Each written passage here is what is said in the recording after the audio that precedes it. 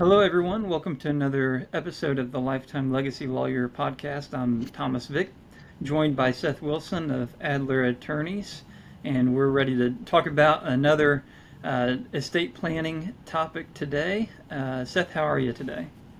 Thomas, I'm doing wonderful. It's a beautiful sunny afternoon, and we were talking off mic about both of us, trying to injure ourselves today in our daily activities. So we Yes. we both are experiencing the joys of walking through the aging process, and Yeah, trying to falls are trying. not limited to those that are in their 80s. That's right. 30s and 40s is a possibility too. There's some empathy there, I think, just to kind of make sure we're feeling what's going on, and we can relate to our clients at whatever stage of life they happen to find themselves in. So, That's fun right. time. That's right. That's right. How about you? Anything new with you? Uh, well, I'm going to be going on a mission trip here in the next week to Honduras, so I won't be in the office, but I'm looking forward to that. Going with a group from church and got some family that's going with me, so I'm looking forward to that, and hopefully much fruit will come from that. So that's the new thing that I have going on this coming Uh, week.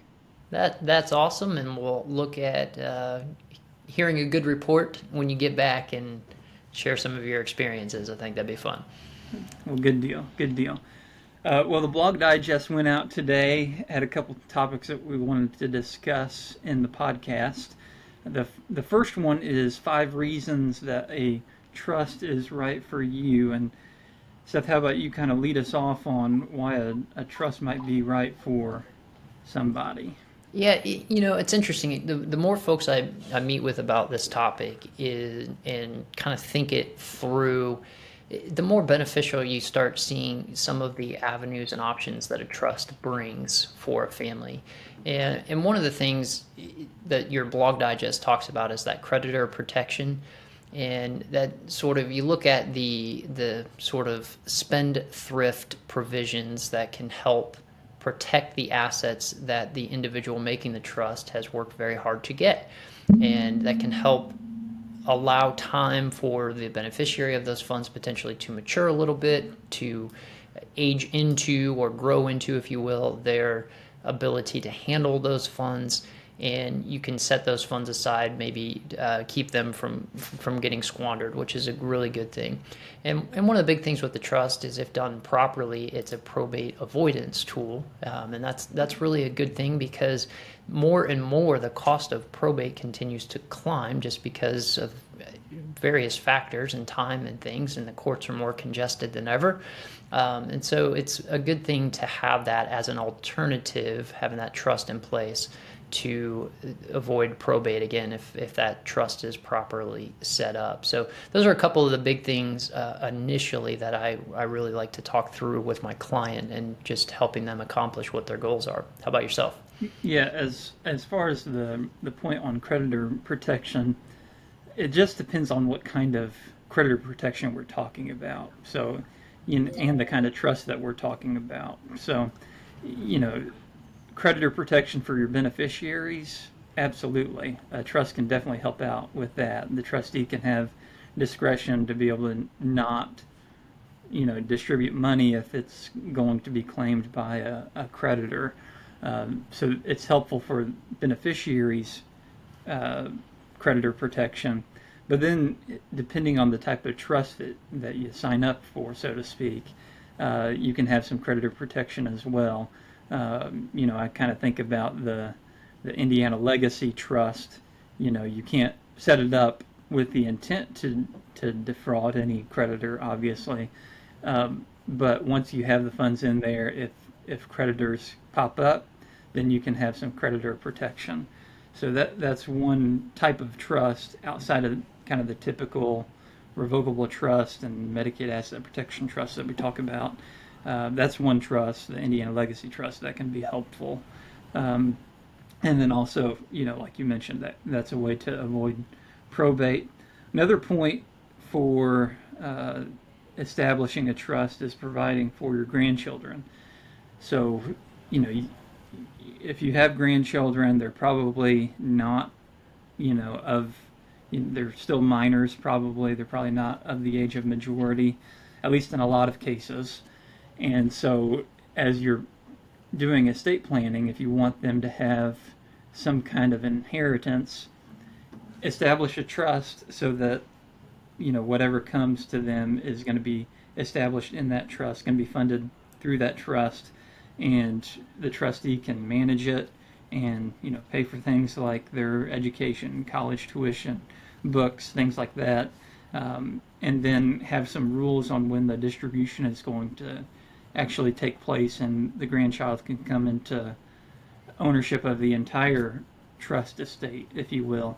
And that can, be age 25, could be age 30, age 35, kind of just depends on what your intent is. But that's a way to help out your grandchildren and do so in a way that's not going to necessitate court involvement.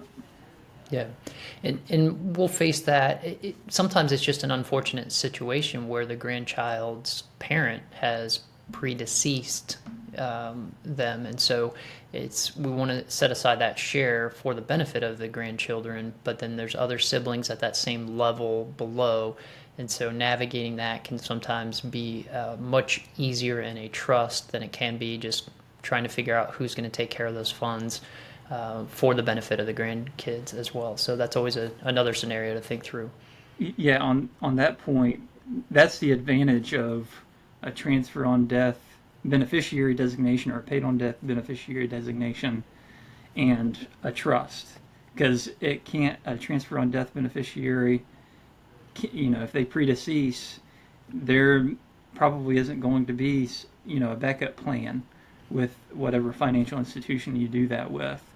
So that's something that I actually talked through with a client just a couple of days ago, and it's really that's why a trust is so much better. It can foresee and plan for things that you can't foresee. Right.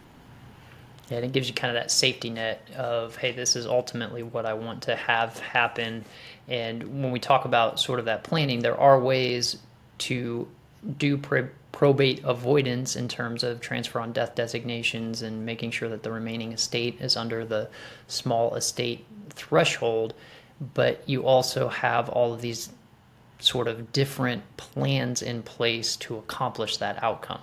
And if any one of them fails, then you're back in a probate scenario, so that can be a little difficult. Thomas, what about a special needs type of trust? I know you had kind of an article on your blog about how those work, and obviously these are very, very fact dependent, but give us an overview of what that type of trust is and how it works. Yeah, so special needs trust, sometimes it's called a supplemental needs trust. The purpose of that kind of trust is to ensure that an individual's means-tested government benefits are not lost. And so, the problem that, at least one problem that we're addressing is when an individual comes into an inheritance, they're on, say, supplemental security income, SSI, and Medicaid, and they are at risk of losing their benefits because they've inherited more than $2,000. And so there are a couple ways of dealing with that. One is if we're planning for the individual that has currently received some inheritance, that individual can establish a first party special needs trust. And, it's a way of kind of handing off the assets to a trustee. That could be a loved one. Maybe it's a brother or sister, or maybe a mom or a dad. And that can allow government benefits to continue, unabated, and really, really helpful. The only catch with that is that if there's anything remaining in the special needs trust at the death of the individual, then Medicaid, Indiana FSSA here in Indiana is able to receive reimbursement for all of the expenses that they have made on behalf of the individual over the course of that individual's lifetime. So that comes with a catch. But there's the third party special needs trust, and that's where maybe a parent can say, hey, instead of directly distributing money and assets to an individual, to my son who's on these government benefits, let's establish a third party special needs trust. Let's put maybe a sibling, somebody else, in the role of trustee, and then at my death, the trustee can handle the money. And since the money has never gone to the individual directly, it's not going to have that payback provision that the first party special needs trust has. So that can be extremely beneficial. And then, some of the things that special needs trust can pay for are, money to go on trips, pay for things around the house that they need, maybe a TV, maybe it's gas money, maybe it's, an air flight to go see family, some things, for the individual's hobbies. The rules are for the special needs trust, it's to pay for things that are other than food, shelter, and clothing. Those are kind of the three things that supposedly special needs trusts are not to pay for, and that the Medicaid benefits and SSI are to pay for. So that's sort of the overview of special needs trusts, but that can be really, really helpful to individuals to give them the security that they're not going to lose their benefits and they're going to get to use the money in a way that benefits them. Yeah. And a lot of these trust discussions, as we mentioned, are very fact dependent and goal dependent. What do you want to accomplish? What's the ultimate outcome here? And what's the best vehicle to help make sure that occurs? And so those are types of planning that really require sitting down with someone qualified to address those questions and making sure that that your intended outcome is actually achievable rather than, hey, I understand I need this or that. And it's interesting in just talking through the differences between a trust. Ultimately, a lot of the issues that we address come down to control and the right to control the asset. And so a lot of times we'll get into that discussion of revocable versus irrevocable and what that means in terms of control over the asset and how that can help your overall estate plan at the appropriate time. And so there's some really neat vehicles available to folks. I always counsel as we're talking through an appointment, this is your law. You're a citizen of the state of Indiana. You need to understand how it works and what you're capable of doing, and obviously the federal components that impact that decision making as well. So, but that's kind of what I feel like my role is to help educate on, hey, these are some of the options available. What best fits you, where you are, what's a good return on your investment in terms of the costs associated with this, and really trying to balance out what that overall scenario might look like. For sure. Well, good discussion today, Seth. Special needs trusts are important, and there are definitely some major advantages to having, just generally trusts in your estate plan. So with that, how about you tell everybody where they can find you? Well, currently I am up in Noblesville, Indiana. I say currently because, I don't know if I may come down and join you in Honduras over, we could record live and in person.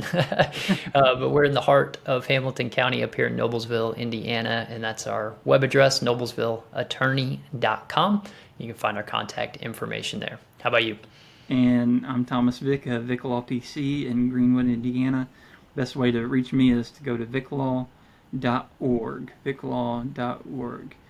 Well, thank you, Seth, and we'll not see you next week because I will not be in the country, but we'll come back the following week and do this thing again, okay? Sounds great. Hope you have a great trip. All right, thanks. Everybody have a good day, and we'll talk to you later.